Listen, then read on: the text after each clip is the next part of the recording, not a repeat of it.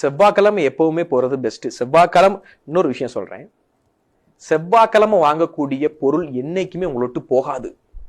ஆனா செவ்வாய்க்கிழமை யாருமே வாங்க மாட்டோம், வெறுமனை போயிருந்தான்னு சொல்லுவாங்க. இது ஒரு மித்து.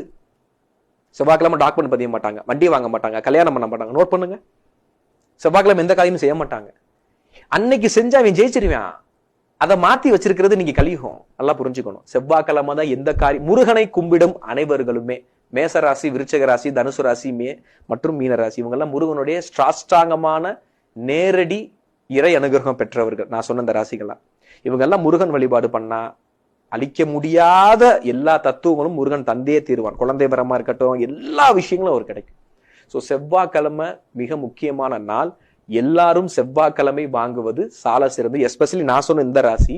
ஆனா ஜாதகம் பார்த்துட்டு செவ்வாய்க்கிழமை உங்களுக்கு உகந்ததான் பார்த்துட்டு செய்யறது நல்லது.